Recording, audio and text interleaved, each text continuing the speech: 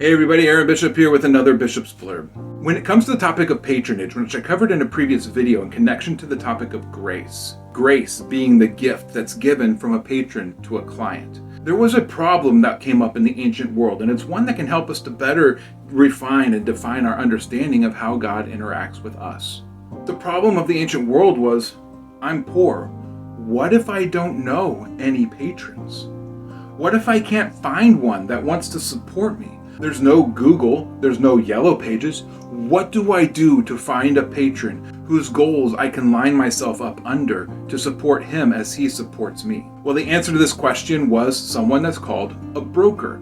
Now, a broker was a form of patron in his own right, but he also served as a client to other patrons. He was a middleman, and his greatest asset was the people that he knew, and the broker was able to leverage that knowledge in both directions. For the person on the bottom who wished to be a client but couldn't find a patron, he would go to a broker and describe what he wanted a patron for. The broker would then consider all of the patrons that he knew and what their goals were, and would match the client to the patron and set up the relationship, making introductions and working to keep the relationship in working order. Now, when we come to the Torah, we see Moses acting as a broker between God and man.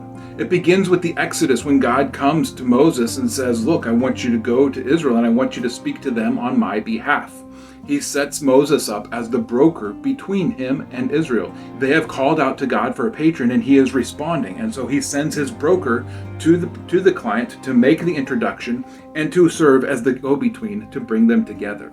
At Mount Sinai, then, God attempts to speak to the people aloud, one-on-one, and the people, they can't handle it. And we read of this in Exodus 20, verses 18 through 19. Now when the people saw the thunder and the flashes of lightning and the sound of the trumpet and the mountain smoking, the people were afraid and trembled, and they stood far off and said to Moses, you speak with us and we will listen, but do not let God speak to us, lest we die.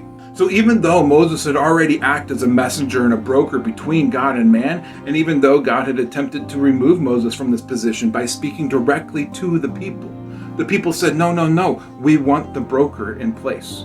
And so they asked for Moses to retain his position, and God agreed. And thus Moses became the broker, or the mediator, of this covenant at Mount Sinai. And we see him acting in this role throughout the rest of the Torah. But one of the more memorable stories is in Exodus chapter 32. And in this story, we get another role of the mediator. Exodus 32, verses 31 through 32. So Moses returned to the Lord and said, alas, this people has sinned a great sin. They have made for themselves gods of gold. And now, if you will, forgive their sin. But if not, please blot me out of your book that you have written. Moses is mediating this dispute between the patron and the client. And in doing so, Moses acts as an intercessor, the one who speaks on behalf of the client to the patron. And when Moses makes this request, God relents to a degree, and a new covenant is created based on the same terms as the previous covenant. Now fast forward a few thousand years, and we find Jesus being described as a broker between God and man, similar to the role that Moses played. Hebrews 7, verse 25. Consequently, he is able to save us to the uttermost who draw near to God through him, since he always lives to make intercession for them. Jesus is able to save those who go to God through him because he is the intercessor. He is the mediator. He is the broker of this new covenant. Then again, Hebrews 9, verse 15.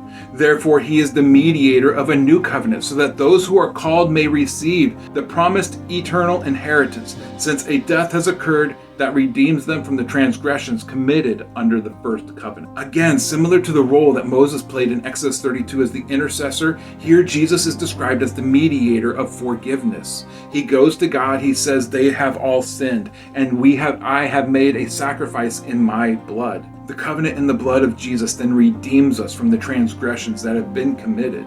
And Jesus then serves as the way to the great patron who can grant justification and forgiveness through his broker, the Son of God.